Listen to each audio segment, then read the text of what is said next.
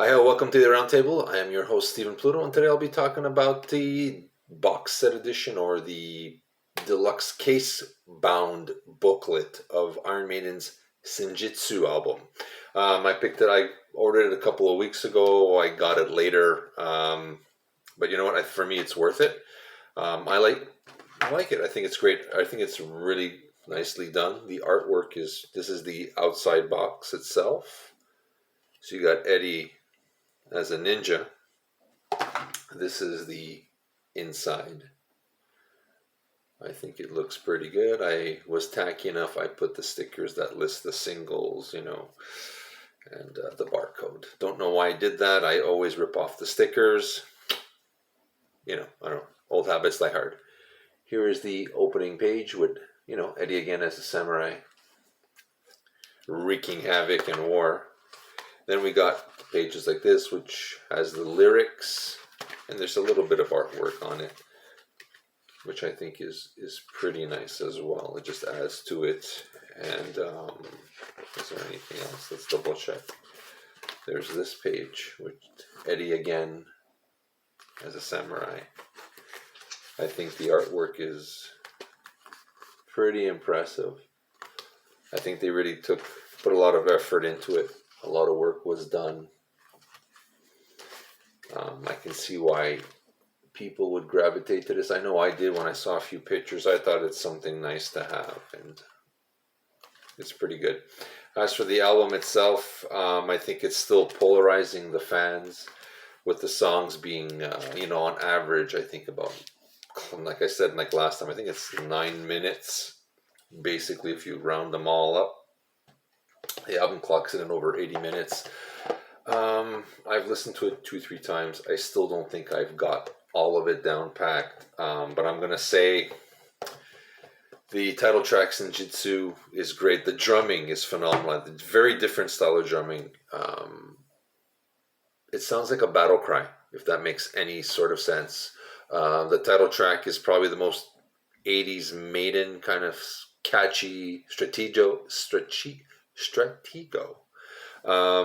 Is probably the closest thing you're going to get to 80s sounding Maiden.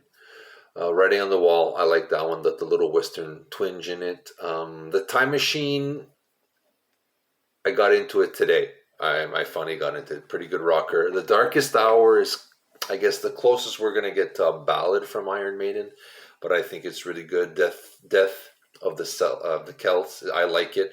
A lot of people don't like the Parchment. I do. I listened to it again today.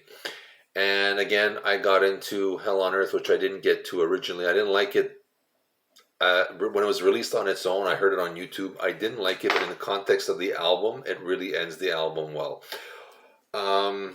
Overall, again, this is a great album from Maiden, albeit it's different. It's, again, their progressive side, or these longer songs that are allowed to breathe or tell a story. Will either grip you, or at one point you probably will go skip, depending on what kind of Iron Maiden fan you are. If you're into the 3 minutes, run to the hills, this is gonna take a while. I'm gonna think this is gonna take me at least 6 or 7 listens before I really go, these are the quintessential songs for me, or this will go on my playlist. As a whole, I think it's really good. It is long, so sometimes you're sitting going, am I listening to the same song? Where am I at? Besides that, it's great. The playing is good. I think Bruce sounds a little better on this than he did in Book of Souls. I think it's a little bit, the playing is clearer. I still think there's something off. Kevin Shirley, for some reason with Maiden, the sound is always a little bit something. There's something compressed, which I don't understand why he does that.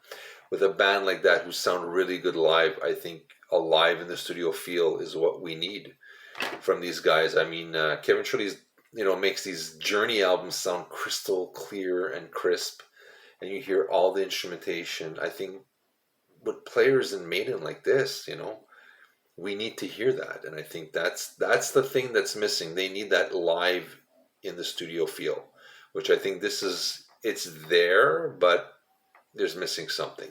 Again, I think I got this for about $24 on Amazon CA. I think it's worth it. I think it's great art. I think it's a great package. I enjoyed it. The album sounds good. The casing holds the CD well, so I think if this falls, your CDs should be safe. But of course, make a copy of it like I do, and then avoids the issue, right? But I overall, for $24, I think this is well worth the money. So if you are a Maiden fan and you're still kind of a little old school that collects the physical, I think this is a great addition. I think it really looks great. I think it's well put together. It's solid. So I'm gonna say worth your hard-earned money. If you can get it still for $24, I think it's gonna be worth it. I think it's gonna go up probably pretty soon once a couple of weeks go by. So with that being said, recommended the album as well as the artwork for Iron Maiden's Senjutsu, if I'm saying that correctly. This is Steven from the Roundtable. Thank you for subscribing. Hit the like button. Let us know what you think of this. If you have it, do you like it? Were you disappointed? What did you think? Let me know your favorite tracks. Tell me what you think. How many times did you listen to it before it resonated? I think this one's going to take me at least 6 or 7. This is my third listen. And, I think because of the tracks are longer, sometimes you kind of go, am I still listening to, the Time Machine at 7, like, where am I at? Like sometimes you have to go back because you're so used to songs being 3-4 minutes. And that's the only thing, sometimes you kind of go, which track am I at, But other than that, I think it's a good Iron Maiden album. Will it go down in history as a classic? I don't know. I don't know. I really don't know. I can't tell you. I'm still. I don't think I'm. I think I need a few more listens, and then hopefully I can say yes. No. Would I think it's good? Yeah. It's after the first listen. I mean, the playing is great. The singing is great. If you're into musicianship, I mean, these guys are rock solid. They know what they're doing, and I think this is just a great example of a band who could easily just release a greatest hits package, are moving forward. Yes, in a sense, it doesn't sound like Maiden because of the longer songs, but people are complaining that Tritiko sounds too much like old school Iron Maiden, and then Senjutsu, which doesn't sound too much like Iron Maiden, people are complaining it doesn't sound like Maiden. So you're not gonna. I don't know where that comes from. I mean, Maiden or any band has a signature sound, so they're gonna bring it back and they're gonna put it on an album. So I don't get why there's this confusion or questioning, but they are pushing themselves to go into this progressive rock. I'm gonna say progressive, and why not? They gotta keep it fresh for themselves. Think about it. How many times have they played "Run to the Hills"? I mean, they used to do 200 shows a year. For they've been doing this for 40 years. I mean, at one point they gotta